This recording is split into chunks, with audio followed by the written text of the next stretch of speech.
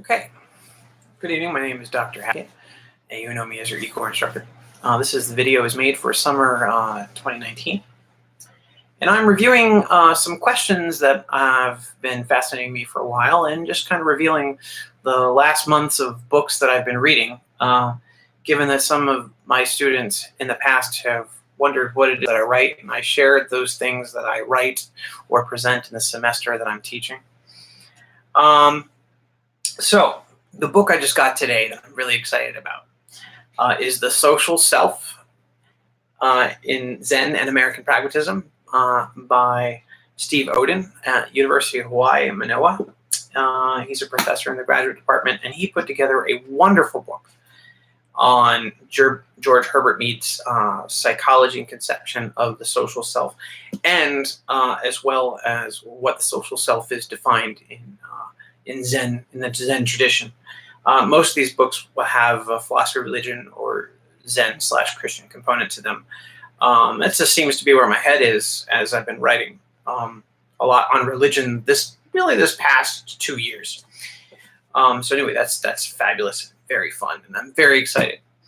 Okay, a friend of mine, she's an education professor. She's going abroad to the Oxford Christian Apologetics Conference, and she long ago bought God and Other Minds by Alvin Batinga. Alvin Batinga is a hardcore, what we call reformed epistemologist in the analytic tradition of Christian philosophy.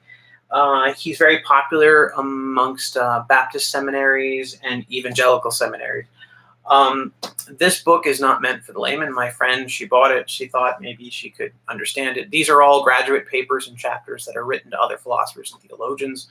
So we're going to go meet for coffee in Savannah over the next she's going abroad. So probably in August, we're going to try to break down at least chapter 1, which is called The Cosmological Argument. And it's a hard read. It's a hard read even for someone who is a philosopher, because the focus on the argument, just the first chapter alone, is just focusing on a schematization of the cosmological argument and an attention to modal terms and how they've been interpreted in terms of Thomistic studies. So that's a hard one. Rewarding in the sense that Alvin Batinga moves with nuance inside argument. So philosophy is thinking in slow motion. Anyway, one of the ones I have referenced over the period of my life, and I've gotten out of the library in and out many times, is Gerald E. Meyer's William James, His Life and Thought. This is a very comprehensive introduction to William James, and my wife found it in a bookstore for $7.98. So she was with her sister, my sister-in-law, and she found the book, and she's like, is that one? I was like, it's necessary secondary literature. As a James scholar, I keep adding books about James that I have gotten from the library. So this is one of the staples. And it's really comprehensive and good. Next two are kind of in the tradition of like East-West crossover philosophy, we might call it. And the first one I kind of devoured fairly quickly. This is John Cobb and David Ray Griffin. So these two people are called process theologians. They have been articulating a conception of Whitehead's metaphysics and Hartshorne for the Christian worldview. And it's a little different than Alvin Batinga. Alvin Batinga is a little bit more orthodox, something you might recognize as the worldview. So the process philosophers they used to teach out of Claremont Graduate School of Theology in California. It's a very eco-friendly view. The main premise for process thought is that God is in process with reality as part of reality. So God is temporalized and unfolding in time, where there is a little bit more orthodoxy for Alvin Batinga and giving justification for that orthodoxy, right? So you might say that this is a little bit more in tune with the interests of Zen and Eastern thought and Taoism that conceives of the divine or lack of the divinity. That's a hard one. But things are in process, things are in flux, things are flowing. So the question that I've been asking between these is, what if we changed from this view of maybe orthodox conceptions of the divine to one where God is temporalized with us? And there's been some other philosophers that are not represented in the bookshelves that I'm kind of writing. But this question of becoming versus being, why is it that from Plato, and in the first section of philosophy, you're going to get a little bit of Plato throughout the semester. But why is it that we think of reality or notions like God as perfectly static? Why think of perfection as something that endures the way it is constantly? Why not think that what would happen if we were to introduce the notion of dynamicism, change, and the metaphysics of flux within the heart of reality and the heart of God? And what would that mean? So that has implications for ethics, epistemology, and metaphysics. So that's an interesting question. But that question also surfaces in William James. William James articulates a metaphysical view that seems to incorporate flux in it. He called it radical empiricism. And James allowed for knowledge of direct acquaintance with the world and reality in much the same way that gets articulated in Zen.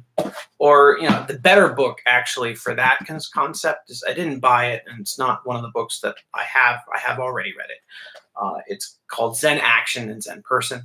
I love it. Did I hold it up already? I don't know if I did, but the best chapter on the phenomenology of zazen and meditation is actually located in this book. The best I've ever found. Last but not least, if you wanted to understand why it is that someone might be a process theologian and written in Christian terms, you would have to read the Process and Theology book. If you wanted to understand why Whitehead is what he is, seriously, I devoured this by returning over to Ohio. This is a wonderful book. It's Process Relational Philosophy, an Introduction to Alfred North Whitehead.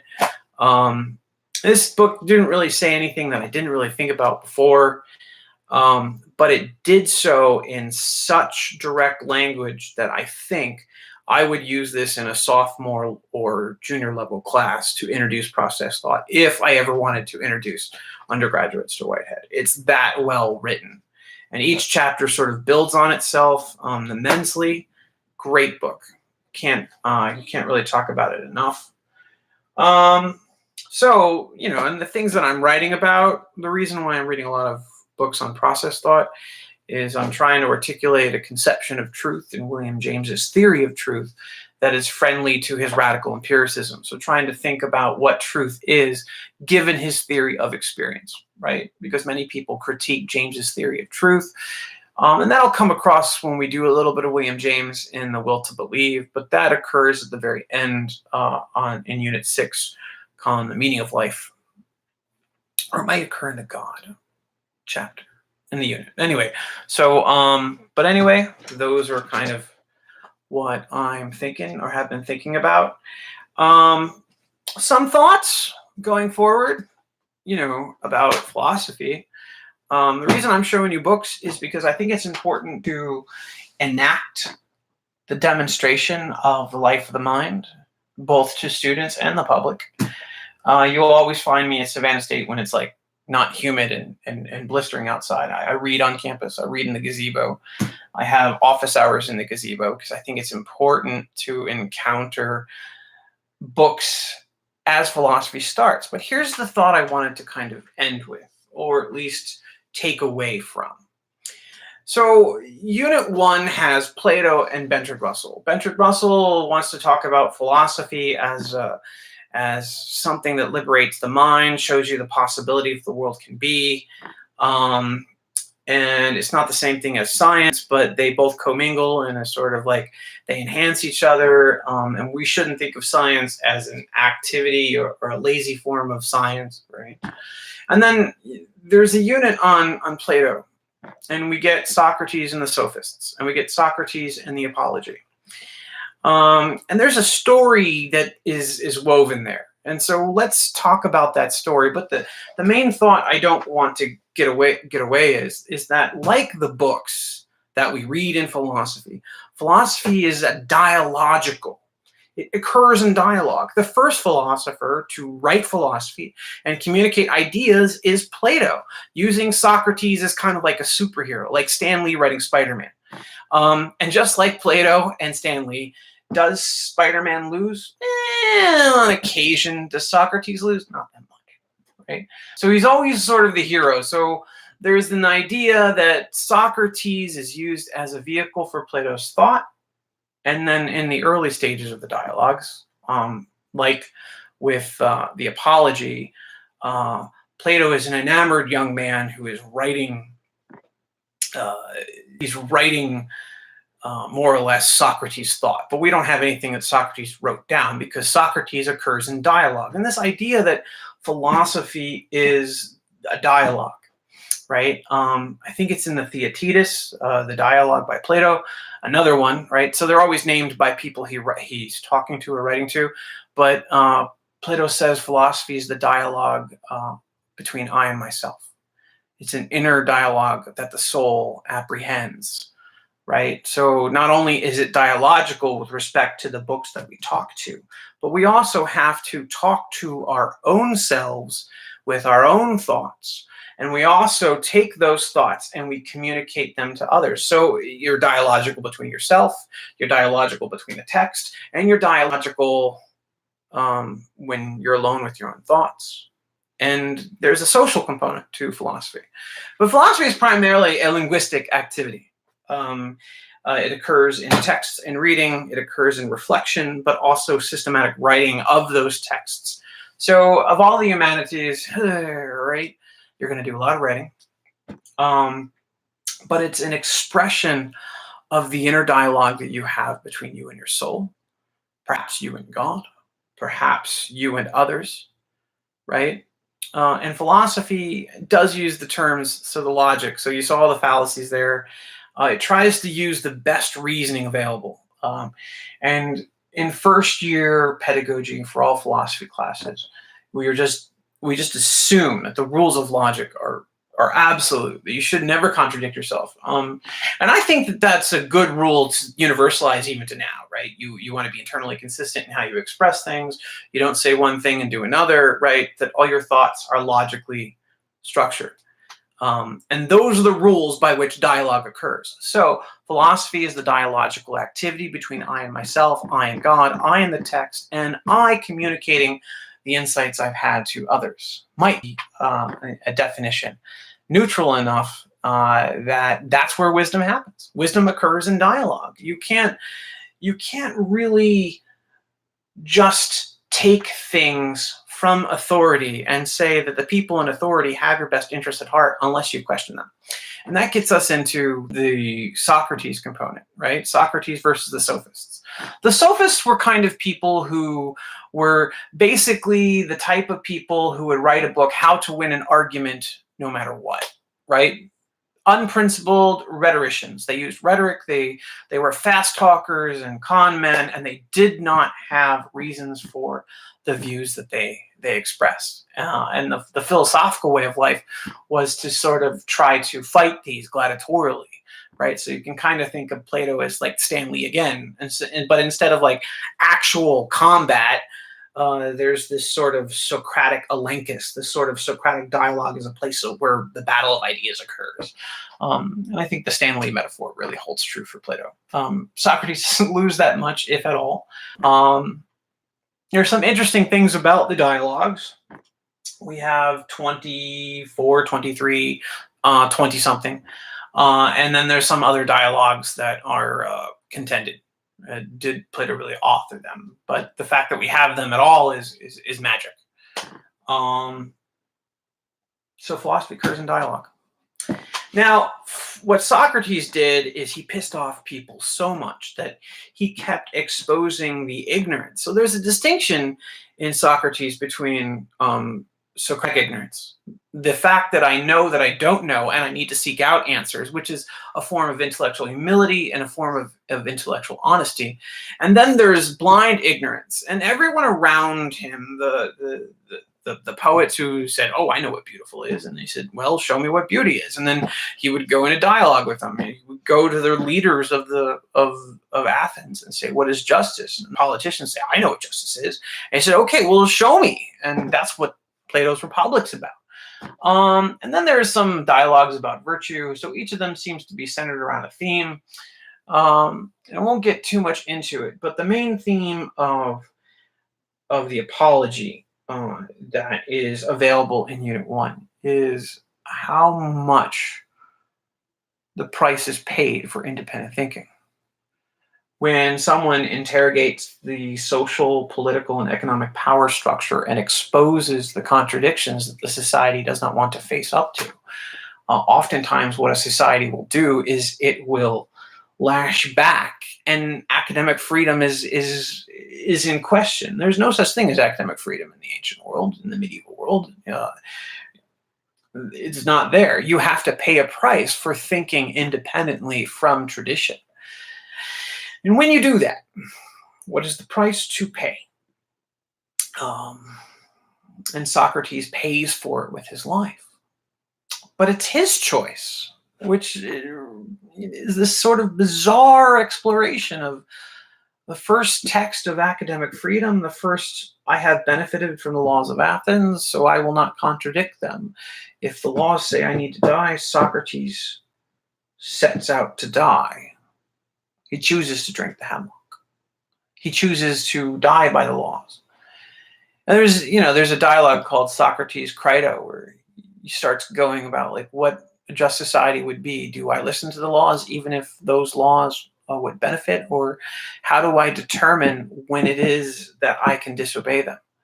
So you could see immediately the Socratic themes that pick up in Martin Luther King Jr.'s life. So Reverend Dr. Martin Luther King is in search of whether or not to obey the American apartheid regime of Jim Crow South. And what do you do? And, he exposed the contradictions, and not only did he expose them pretty well, but he also paid the same price that Socrates pays. What is the implication? How independent are we truly when we think ideas that do not conform to everyone around us, right? In the philosophy classroom, at the very least, what we need to be doing is we need to be creating a space for those ideas. And that's why it's always important to participate in the online blog format, right? What is the space of exploration? Because you might not take another class ever again where it's okay for you to question God's existence, or think that maybe morality is a sham, or maybe you think that morality is grounded in the natural law of the universe. And what does that mean? But the point of it is that philosophy gives space for the speculation to see what I would need to think of what is true in order for my conclusions to line up. So not only is a philosophy a search for truth, but it's also kind of like a conceptual engineering factory, where we take all the ideas and we have to line them up, and we say, how would a metaphysics where God is temporalized and unfolding in nature immanently with us, what would that look like? I mean, certainly that doesn't look like the standard Catholic view that I was raised with, that God is outside space-time, and you have a sort of Platonized view of God, right? Where God sees everything unfolding as if he's watching the past, present, and the future simultaneously, right? Kind of like the alien time language in the, what's it called? The Arrival? Anyway, right? So all temporal phases, past, present, and future, are simultaneous to God's knowledge, right? So God doesn't experience time in a linear fashion like we do, so to speak, right? Someone might say, well, the linear fashion of time is bunk. We need to rethink. And so someone starts to conceptually engineer and imagine another view of time, right? So the philosophical impetus is the intellectual use of the imagination to solve problems that cannot be solved by common sense, science, or faith alone, as I did explain in that video. But it's also an appreciation, like even if you're not Christian, trying to understand why it is the case that people think of God outside space and time. What are the actual historical and intellectual reasons that people think this way? Same true with Zen Buddhism, same true with different postmodern constructions of the divine that have occurred in the 20th century. There's different philosophical movements within Christianity, right? And Christians sometimes read their view of the world through philosophy, right? So they do theology through philosophy. Some people just do theology, like Karl Barth, thinking like, oh, if you believe in God, you should just believe in God, and that should never be a question. And so you never do theory about it. So again, so when you take a look at the Socrates and you take a look at the Apology, take a look and note that the space of intellectual freedom to explore our world was not the same. It was not the same for Thomas Aquinas. It wasn't the same for Martin Luther King, perhaps, right? Georgia has its own problems philosophically that maybe we don't really deal with in terms of this. If you take Intro to Philosophy with me at Savannah State, we talk about King explicitly, obviously. But yeah, that Socratic theme, like, were we exactly free to think as we were? I mean, even Christ dies for reforming Judaism, and historically, the Buddha's reformations of the authority of what stood as the Hindu scriptures at that time, still, right? And some things blend harmoniously together. Like, you can't understand Zen Buddhism without having read anything about Taoism, because Chan Buddhism is what Zen Buddhism was in China, and it was in China before it was in Japan, right? So ideas have a movement and a stream, if you will, right? So you can't really understand Augustine's notion of theology without having read Plato and Aristotle, especially Plato. And you can't understand Augustine without having read Plotinus. And, you know, it might seem intimidating, these history of ideas, but you have to jump in if you're interested. And there is a historical development to these ideas that by doing philosophy, we become more aware of how nuanced, but also how tragically upsetting it is that sometimes when we receive an idea from someone, it's just claimed by authority with no justification.